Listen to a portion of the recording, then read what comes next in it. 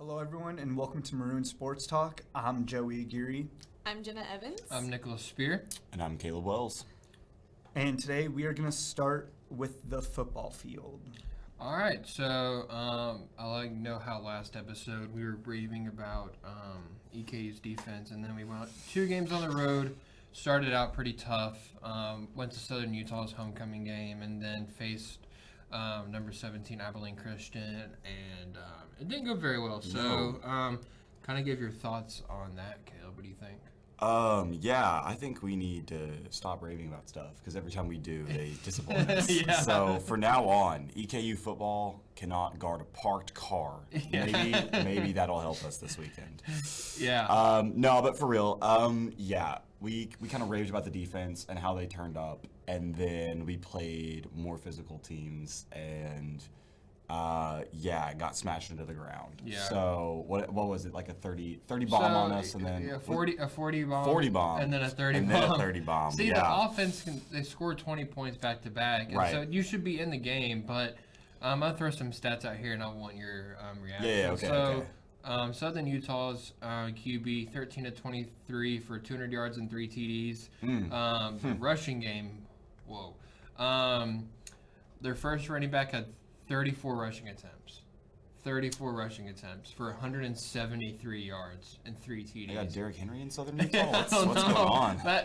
And then another one, 2 attempts, 37 yards, 7 rushing Did you say attempts. 2 attempts? Yeah, and then this Jackson Berry guy, 7 rushing attempts for 40 yards, and they had 5 different running backs get 20 yards or more on us, and then at the top, 34 rushing attempts for 173 yards. Oh my gosh. They had 4 receivers get more than 20 receiving yards.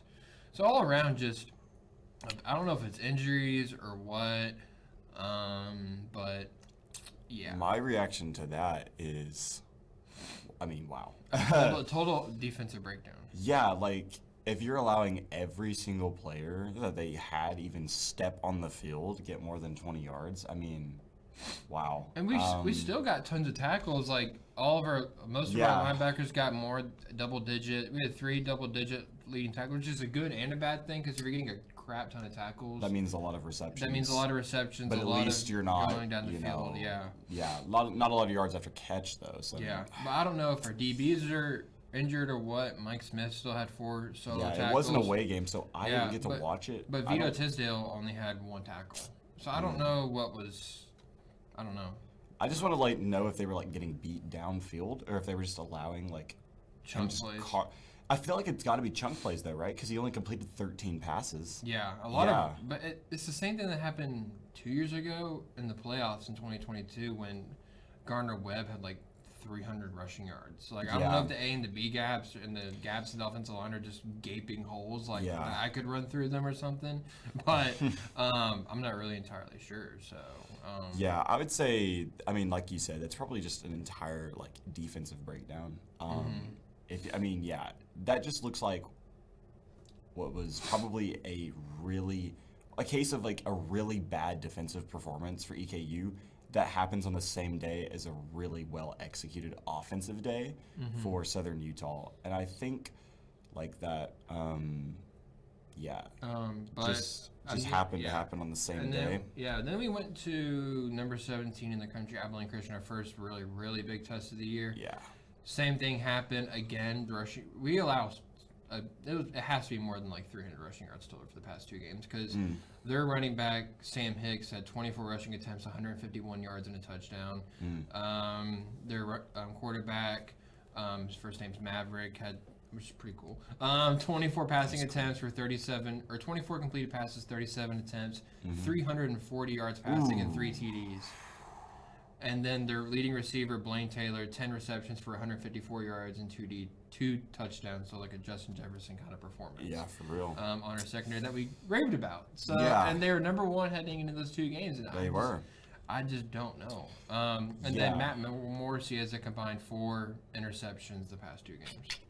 That'll do it too. Yeah. I think. What were our rushing stats? I'm imagining they were pretty low. Last game, Joshua Carter, 83 rushing yards and a touchdown. On how many carries?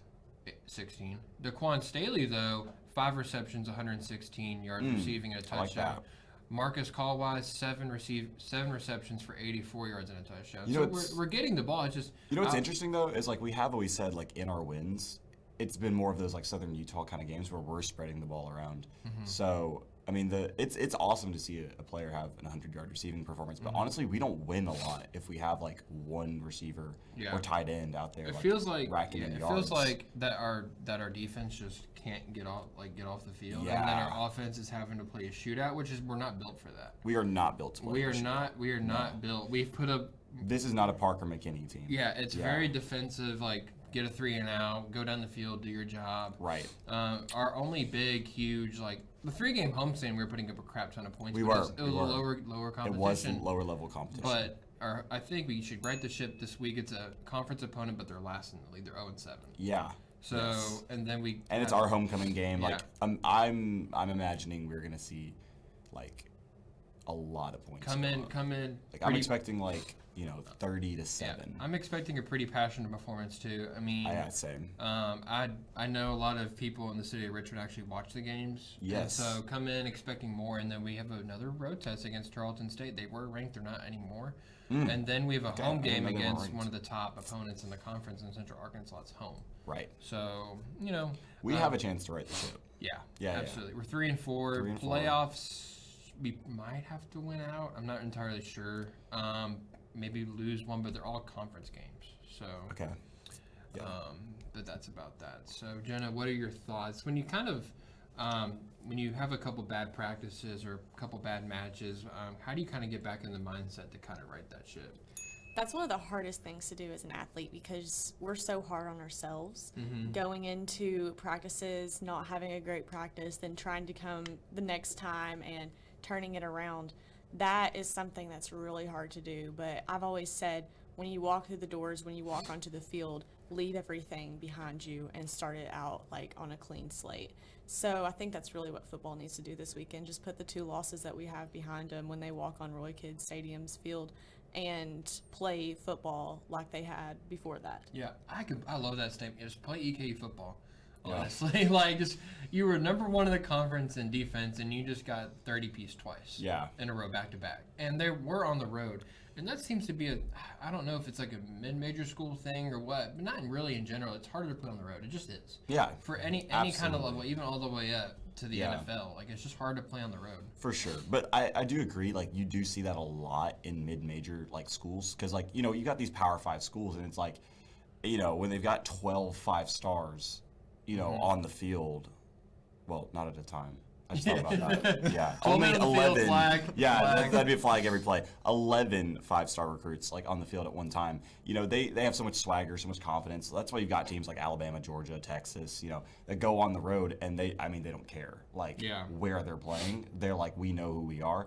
And that's a lot harder to do with a mid-major school because the talent is lower, but, you still got a lot of talented guys. It's just, they're safer, they're more comfortable at home, they play different at home in front of their home crowd.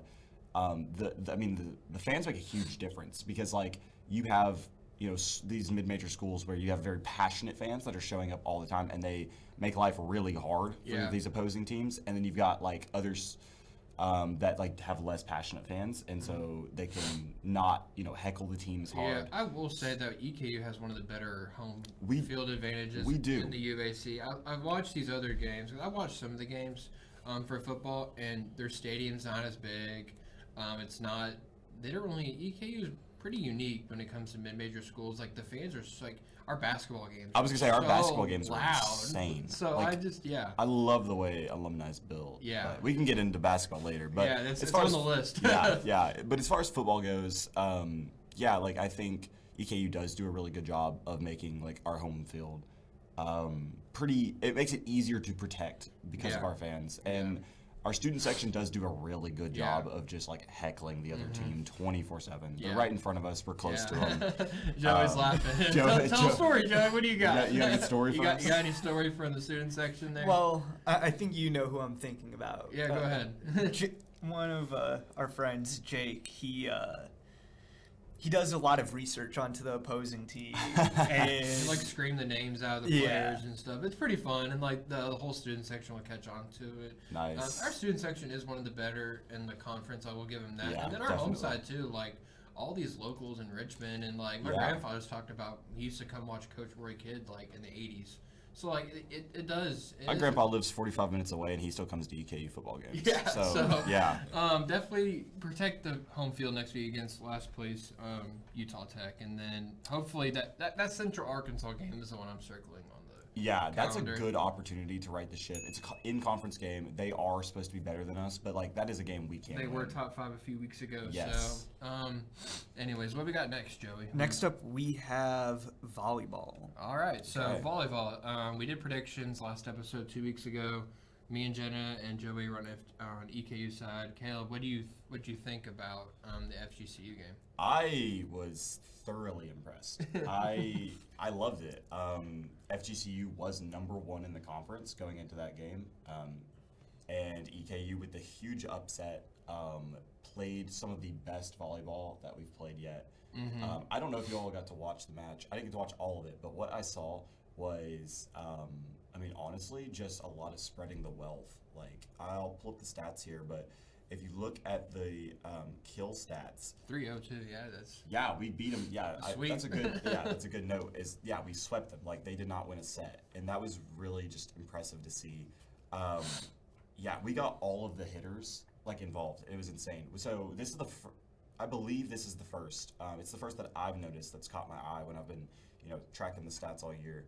That we had a middle blocker lead the game in kills. So Carson Ledford, Carson Ledford led the game with 12 kills, and it was really close between all the players, which means we kept them guessing. They didn't know who was going to hit the ball. Our setters did a phenomenal job of back sets, sets down the middle with a 1, a 4. They just ran really good plays. Yeah. And they also got our back row involved too, which was really impressive. They didn't just set our middle, didn't just set our right side, our left side hitter. They got the back row involved, and with the pipes down the middle. So it just kept the other team guessing. They had no idea where the hit was going to come from. So Ledford had 12, Vandegrift had 9. We just got Cambria Lucas back, one of our better hitters from last season. She's been dealing with a foot injury, and so she came back 2 or 3 games ago. It's been since the last podcast that she came back. So she came back and had 8 kills. Sarah Mitchell with 7. She's leading our team in kills. Paige Wagers, our other middle blocker, with 6 kills. Emily Hill, our primary setter, with 4 kills.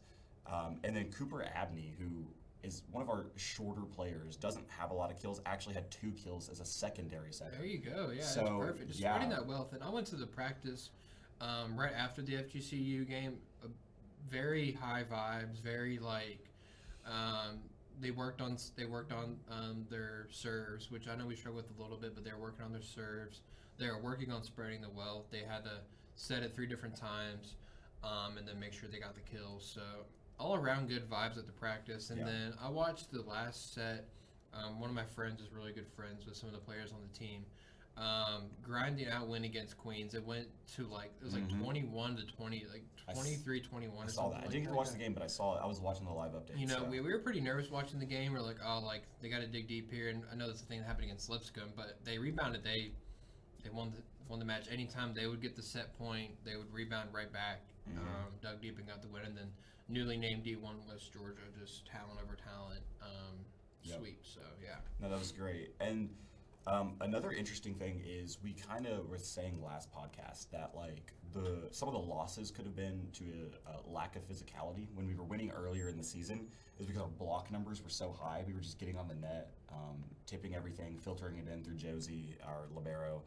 And so we were kind of saying we needed to get the block numbers back up to kind of right the ship. Yeah. And I will take my loss, count it as a loss, but that was incorrect. Our block numbers have not gone back up, and we are now winning games. They are just so high-powered on offense right now that they're just, outgunning teams right now. The block numbers didn't go back up. They're still about the same, 3-4 kind of blocks just making a game. it a track meet, Yeah, so, Paige Wagers is still getting her fair share.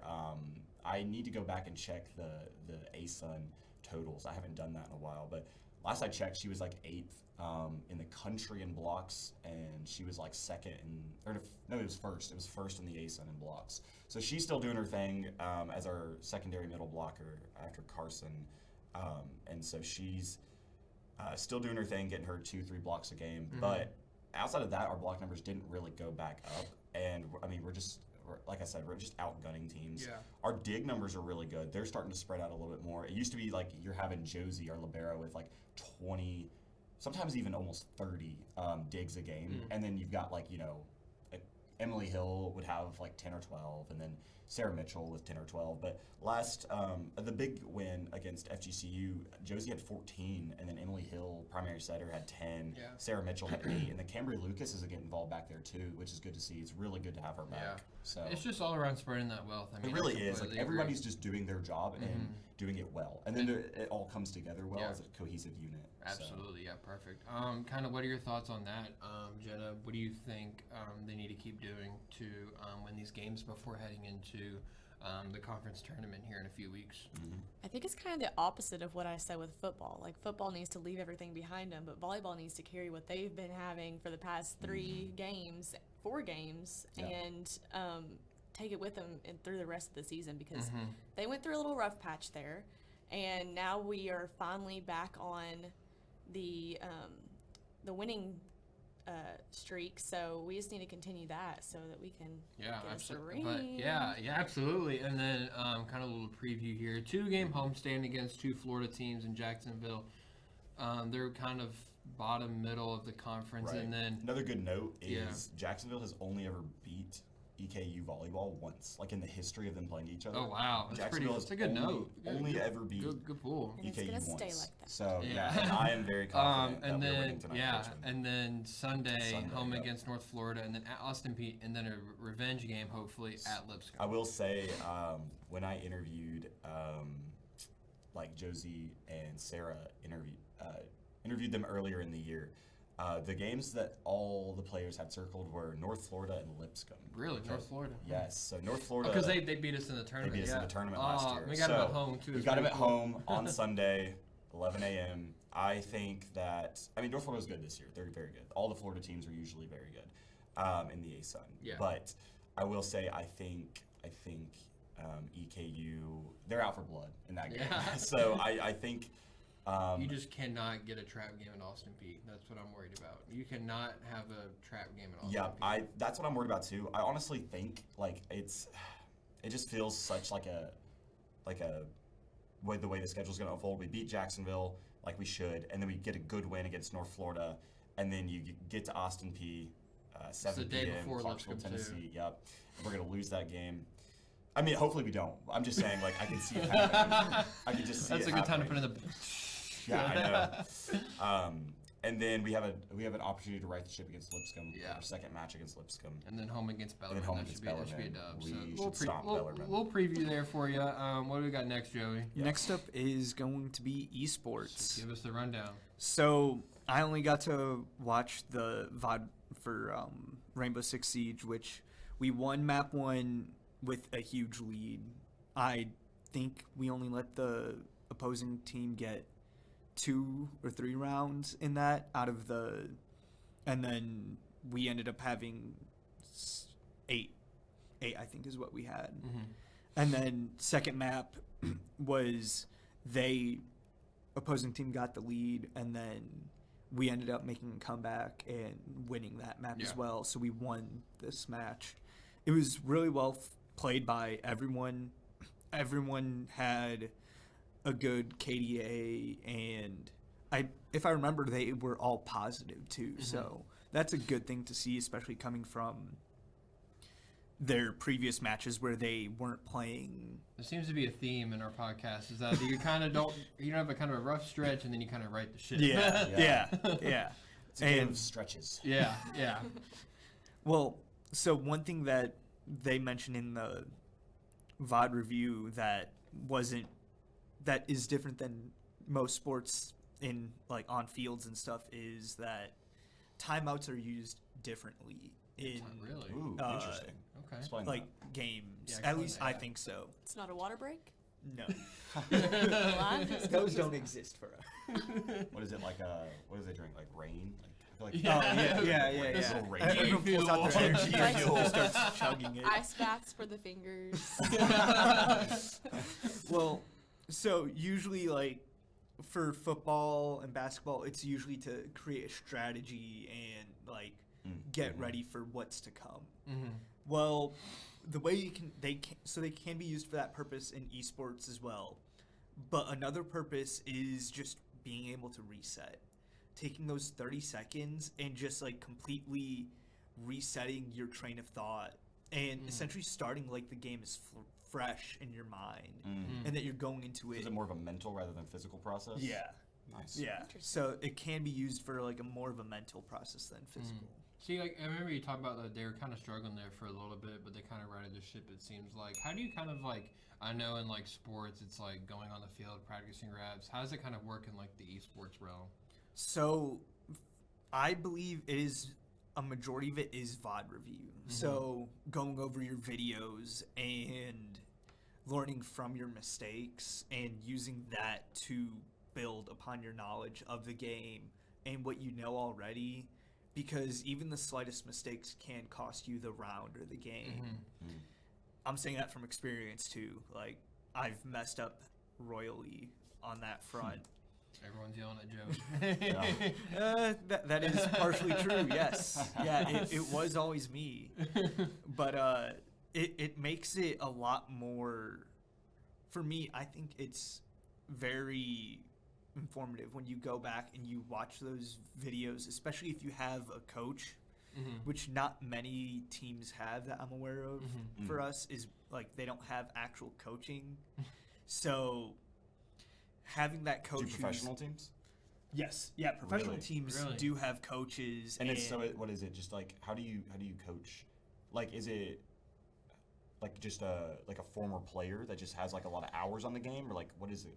Or is So- it a coach like someone that's more removed from the game? Like, how does that work? So as far from the coaches that I know of, Yeah. they do have obviously hundreds, if not thousands of hours into these games. Sure. And Probably. and so they know the game, but it's also more so studying the team and seeing what each member can So it's just knowing like what your arsenal is like. Yes. capable of. do. Yeah, so knowing Interesting. what your team can do and making use of each of their capabilities. Wow, that's interesting. That's That is really interesting. cool, yeah. I had another question for you that I thought of like Yeah. over the weekend. So I didn't add it to the flow, but I'm gonna throw it off rip. So I had a roommate. He was watching Jinxie. You know Jinxie? Yeah. right? Yeah. Yeah. Okay, so I had a question. Like I was thinking about it. Like, are those streamers like Jinxie? He's supposed to be like the best R6 player, Ninja, best Fortnite player.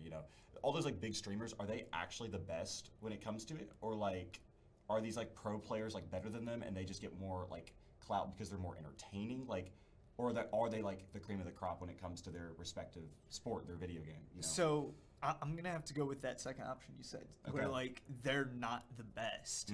They're seen as more entertaining and Right. more like interactive with their audiences. Obviously, esports teams they can't be interactive with Right, their right. audiences when they're, They're focused on playing. winning. Yes, Focus exactly. on the dub. Come on. Yeah. But usually after the games and stuff, that's when they give the attention to the audience and like they start to like they're interactive with the audience. But yeah, no, those streamers, I think they were to put a team of 5 of the best streamers Versus, from a like, the game best pro versus team? they would. Interesting. I was really curious They though would- because I thought Ninja about would that. never get beat. Oh my Nin- god. Ninja would Just get kidding. beat. I'm just kidding. Ninja. That's I had to interesting. throw my though. Fortnite guy Yeah. out there. I remember you touched on this last semester. Can you remind like our audience and how did those professional players that don't stream like get their money? So the actual like there's tournaments and stuff, and Yeah. a lot of these tournaments pay. Yeah, I remember. Yeah, And that I remember. Yeah, That's where they make a Through their wins, good right? chunk of their money. Yes. Yeah. And like winning the championship obviously gets you Yeah. the most money. Yeah. And I would say, and correct me if I'm wrong, but I would imagine it works the same as like football, basketball, where I mean the better you are, the more sponsorships, the more deals you'll have. Yeah. as well. Yeah. No. There's like their jerseys will usually have logos and stuff. Yeah. Like on the Esports back. jerseys are cool. They're like similar to soccer jerseys. Yeah. They have, like, all Yes. the, all Yeah. the logos Yeah, on it. yeah, Yeah, it's cool. it's pretty cool. And then I remember the Esports World Cup was like what, a couple 100 million payout or whatever. Yeah, it was unreal. The Esports World Cup was a heavy payout. If I remember correctly, one of the games, first place got like 2 million. Jeez, that's Like, crazy. And that was for one game, so not even winning the whole thing. See, I wanted to be like a esports like professional. I was a little kid. My mom was like, "No," and I was like, "Now I'm like, Yeah, now do you look remember now." like when we were growing up, like our parents would always be like, "You better find what you want to do in life because you can't make money playing video games." And, like yeah, that's just Clearly like you completely can. not Clearly you true. can. Like these guys that like just grinded their favorite game for like years now are making more money than I'll see in my lifetime. Yeah, it's like it's not fair. Yeah, I Like, know. Well, also you have to think about esports. You don't need to just make money from playing competitively. You can make money from streaming too, Yeah, like sponsorships, Ninja and yeah. Jinxie. Yeah. Like you can make money. There's Jinxie a just lot says like of- the most outlandish stuff ever and makes like millions of dollars. Like, It makes you. Yeah. It makes you like happy, but like also really mad. I'm like, bro, like, dang, man, like, come on. like good man. for you, but man, that could have been me. Yeah. And there's also tournaments and stuff that you can participate in like if you're not on that professional level. Like there's tournaments you can find just on the internet by Google searching. That's crazy. Oh, hey, League of I didn't Legends think about that, tournaments, but, like, yeah. Rainbow Six Siege tournaments, and you can find them, and they may have a buy-in, but you can win money in those. That's like, crazy. there's more than one way to make money in esports. Man, that's how do you find like a professional team? Like, do they have like obviously like socials and Sponsors is a big way they get funded. But how do you like join the team? Like, Yeah, no, Yeah, that would is they have like a process. Like for League of Legends, because obviously I looked into it. I'm like, I'll never be good enough for this, but out of curiosity, let me look into it. And like, you need to go to an academy first, where like you're put against people and you play against them, and then from there you join their academy team. Then crazy. the professional teams look into that academy team and will take players from that academy Wow. team. It's giving military. Well, I was gonna say like that's is how it kind of there- works in the NBA too. Like True. you play AAU in high school, you get recruited. Like you go to like one of these bigger schools like You probably IMG. play on the G League for your first couple or of Yeah. years. G League, go to college. Like you do really good in high school, and then like there's like a draft process. And Yeah. then you Yeah, have to- that's what I was Except gonna there ask. is I was no like, draft. You have to- That's what I was gonna ask. I was Training like, is there a camp. draft or like As far as I'm aware of, there's no draft. Okay, Like, okay. these teams just pick people Interesting. from. Wait, so that with there not being a draft, that would mean like the worst team probably doesn't get the best upcoming player, right? Like the best up and coming player as far as- probably goes to the better teams, right? It's probably about pay, how much the team can pay them. So It kind of is in like the MLB. Like Yeah. Shohei Ohtani left the Angels because they couldn't afford a couple $1 yeah, billion contract. it's So it's very interesting there's no with cap these space in esports. That's cool. I hadn't thought about like so many of those different things. How have we had a podcast with him for like this long and never asked any questions? We kind of dove into it a little bit, like, because last semester the Esports World Cup was going on, and so, like, the esports section was, like, huge last Yeah. time. Like, Right. I was also on a team, Yeah. which Yeah, made it I remember easier. that. yeah, but, yeah, that's crazy. I didn't know the academy kind of process. Pretty Yeah, cool. no, it is- It's not just, like, in mom's basement. It's you different know? for Yeah. each game though. Like, Yeah. because Team Liquid, at least I'm pretty sure they're one of the teams that has an academy, and I'm not sure if that applies to every game. So like League, Siege, CS:GO, like I don't know if that academy applies to every game or if it's just like specific games. We could talk about this more next week, too, but could you imagine how much money the NCAA could make if they would just adopt esports?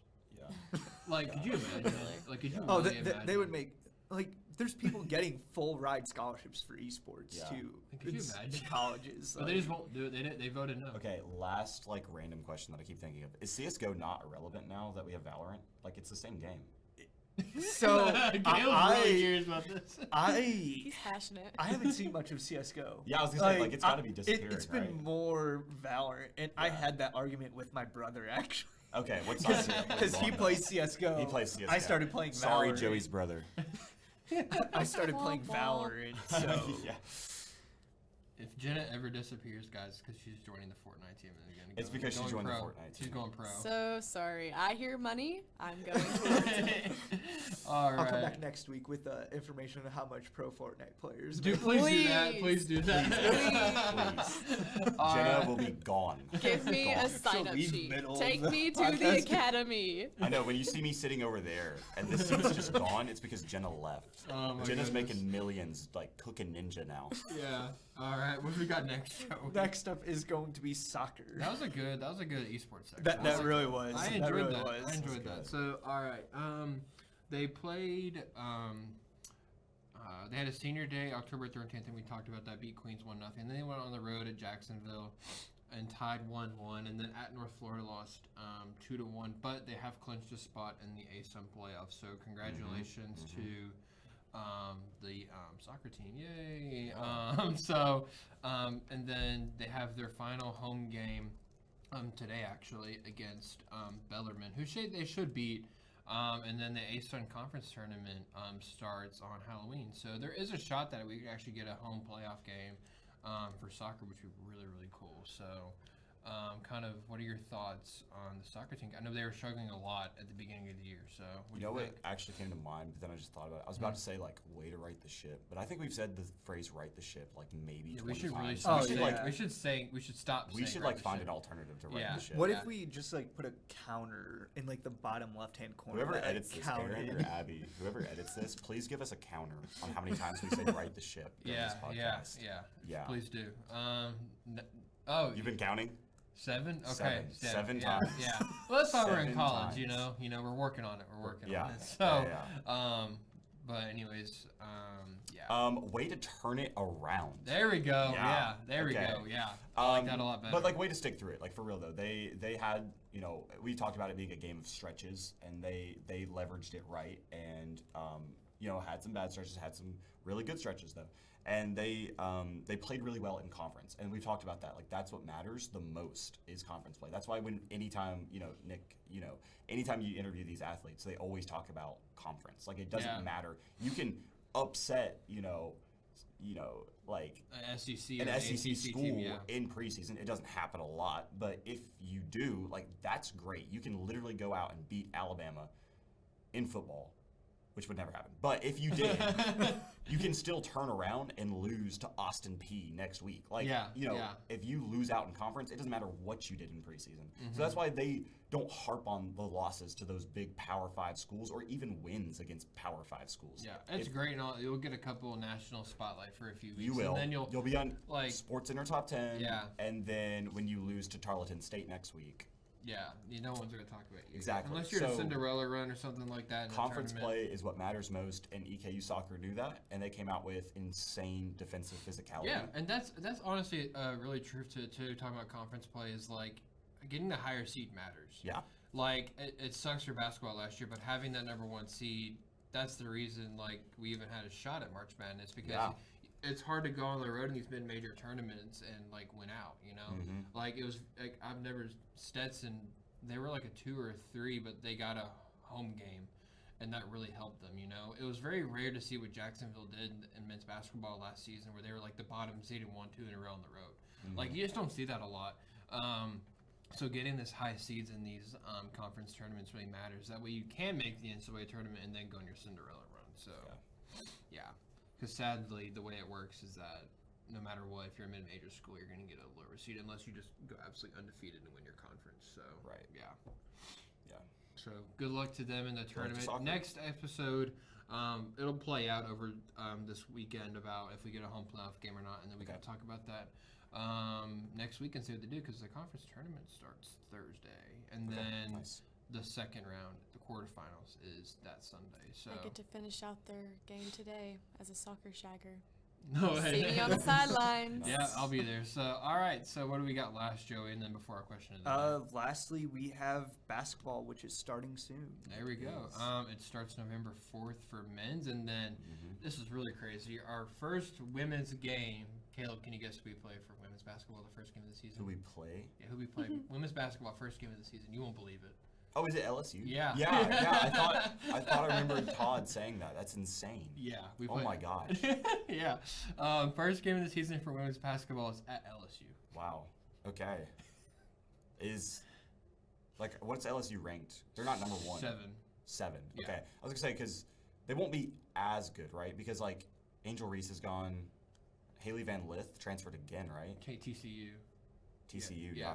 Mm-hmm. But it's still top 5 ranked. Oh no, yeah. They're still legit. Don't get me wrong. They will still probably stomp EKU. Yeah. See, I was gonna think that, but Okay. we played at Tennessee last year. We did. And we only lost by 5. Yeah, they played really well last Yeah. year. We And also so- had Antoinette Walker last year. Yeah, but I don't know. And Ivy's gone too. But I asked Caitlin Costa a question during the media press conference. I was Right. like, you come from Ohio State. She does. And I don't want to dog on the media, but they were all like, "Oh, how you you're gonna go down there and have fun? You're gonna go down there and compete." No, I agree. I didn't like some of the that was interesting. We both got to attend the basketball men's and women's press day, and that was something interesting. They talked more about the Hawaii trip and having fun than they did actually competing. I'm that's not just no. And I kind of like Todd's fights. We're going to go down there and compete, and then I was like, I didn't know if they knew where Caitlin Costa and they just didn't do the research or what, but she went to Ohio. She's played in these. You're gonna go down there and play in this big arena, and I'm like, yeah, she's from Ohio State. She's used to this. She played Power 5 basketball for an entire season. People did not. And it kind of rubbed me the wrong way. research. You're not gonna go LSU's not gonna go there and have fun. They're not gonna be like. If LSU's mindset was let's go down there and have fun, they drop the game. You don't play down to your competition. Yeah. So I thought that was interesting that they were talking about just enjoying the pretty lights and the big stadium at LSU. Coach Todd's gonna have his girls ready to go down there and compete. Yeah. And I'm not saying we're gonna win. It's more unlikely that happens, but we are going to play our best, and maybe that's still a loss by 30, but if you play your best, you can feel good about it and take that into conference play. Iron sharpens iron. So, yes. I mean, that's kind of what happened to basketball. They played 2 of the they played Purdue and Alabama. They played Purdue and Alabama, who were both in the Final Four. Correct. Alabama might have been a 2 seed, but I know Purdue was a 1 seed going into March Alabama Madness. was 3, 2 or 3, but they yeah. both made the Final Four. We played half the Final Four bracket for men's basketball. We played half the Final Four. So, didn't look horrible against Purdue. I will say, one of Zach Edey's worst games, who was the 9th overall pick, now plays with the Memphis Grizzlies, was National Player of the Year. One of his worst games was against EKU. Could be a Kozar, too. Shout out Isaiah Kozar. Yeah. Shout out Isaiah Kozar. Look at the stats. It was one of his worst games. Isaiah Kozar is a beast. Yeah. Okay. So for men's basketball, the first game is the 4th. A lot of questions too, directed at Coach Todd and Coach Hamilton was 21 of our games out of 33 or whatever it is are on the road. On the road, we're playing some non-conference games at Berea, some at Transy, and then men's basketball is doing the golf showcase. Sorry, I can't talk. We're doing that little away tournament as well. And then they play a couple big ACs. They play Clemson, UPitt, and then Louisville. So kind of an answer. I like Devontae Blanton's answer about playing Louisville. Catch them at the right time. I will go ahead and say I think we have a really good shot of beating Louisville. I mean, it's going to be close. Mark my words, it will be a close game. Yeah. But it's a trap game for them too because the game before that they played a Power 5, and then the game after us they played North Carolina. Oh shoot, we have North Carolina. No. Louisville has North Carolina. Okay. I'm calling it a trap game for Louisville because we catch them at the right time. Yeah, coming off a Power 5, and they might be more worried about North Carolina studying for North Carolina that they're gonna overlook us. Overlook us. Yeah. So I think I'm going to the game. It's 3 days after Christmas, which is pretty cool too. It's December 28th. So it's at Louisville, right? Yeah. Yeah. It'd be pretty cool. It would be cool. And another good note. Sorry, no, Jenna. go ahead. But another good note is we have 2 Charleston players, former Charleston players. And their head coach came from Charleston. And Pat Kelsey, the guy that was the head coach for Charleston last year, is now the head coach for Louisville. So we've got some guys with some chips on their shoulders. They're going to go in there and they want to beat Pat Kelsey. They want to show them that we don't need you. We define ourselves as players, not our head coach. I think it's pretty cool. Yeah, I'm excited. Yeah, it's going to be there's some good storylines there. It's going to be good. Yeah, I'll definitely be there. And I might watch I have ESPN Plus, so I might watch the LSU game for a little bit just to see kind of how, we interact. And I think Caitlin is one of our starters, and she's been in those big environments. She played Michigan, played Penn State, those big arenas, the lights or whatever, quote unquote. So not trying to dog the media, but some of the questions kind of bothered me a little bit. So, yeah, I agree. Kind of what are your thoughts, Jenna? I know we just threw a crap ton out there. So Okay, first off on the U of L, please tell me you saw the TikTok that is like dogging their team photo where they all showed up in a different uniform. They all look like they're in like a mug shot. No one's seen that? No. Okay, you have to go look up on TikTok. Is it viral or something? Yes, U of L basketball. Okay. And it's this guy absolutely dogging their team photo. It's hilarious. So they all showed up with a different uniform? Like, yes, like one guy, three people are wearing like the number 40. They just can't get together. They all have like a different white uniform U of L on. basketball has been a train wreck. So Yeah, I they all are sitting there like this, like mug shot ready, mug shot ready. Wow. Yeah, like I mean, they lose like all their games, and anytime they have like a single player score more than 20 points for like one game, he's like, "Oh shoot, I need to transfer." They lost to Kentucky Wesleyan last year. Yeah, they literally lost to Kentucky Wesleyan. Like they're Joey, horrible. kind of your thoughts on this. You played at a lot of matches and stuff like that as an athlete. How do you kind of go into a game and like say like the team's like super hyped up? How do you kind of like, or how do you see other athletes do it too in the esports realm? Like try and overcome that. Same for Jenna. I'll ask both of y'all that. I would say it's more so knowing, because if you do know your opponent, you should know some of their limits as well.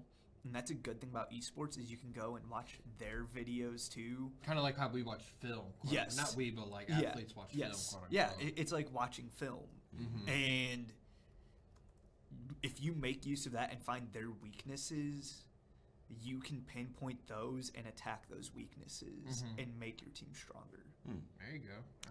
What about you, Jenna? I also think it's important to play in the present and not worry about what you have like in the coming weeks. Like, yes, we're going to play and we're going to have big schools ahead of us, but we can't be playing a small school thinking about a big school that we are playing next week.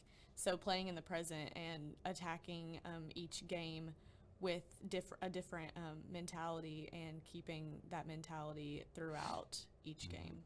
I like that a lot. Yeah, That's good. That's perfect. Good answers, guys. So yeah, kind of touching. I know I mentioned kind of a trap game. So Louisville will play on the 14th of December at Kentucky, and then they go to Florida State, and then home against us, and then after that, it's home against North Carolina. Ooh, trap game. Trap game. I smell a trap game. I smell a trap game. I smell a 20-plus double-double for Devontae Blanton. Yeah, maybe a double-double for George Kimball. So, yeah. Our team is long this year. They are. Like, we can defend. Yeah, so I'm very excited. A-Dub talked about defending a lot. So, kind of wrapping up here, Joey, what's our question of the day? I saw you type it out. So, I'm going to modify it a bit. So, 2, I think, large games came out in the past week. Okay. The first one COD came out today, right? Yes. Yeah. At midnight. I played it at midnight. Joey has not slept. He's been Joey, up almost. I thought about doing that. I thought about not sleeping. And then you remembered you had. Are you already prestige already? No. I'm only level 10. Joey is now pro in Black He Ops will be 6. running back to his room after this. Oh yeah, I can't wait. But so that is one of the games, and the other one is A Quiet Place. The Road Ahead. The game? Okay. Yes. Wow, and okay. if you guys don't know, that game, it does detect your mic. And if you actually talk, that's cool. you could get killed in Whoa. That's cool. That's crazy. It's so I didn't even know this game existed. Is this online RPG? it's solo. It's a solo game as far as I'm aware of. Nice. It's a solo survival. Kind of like Dead by Daylight, sort of.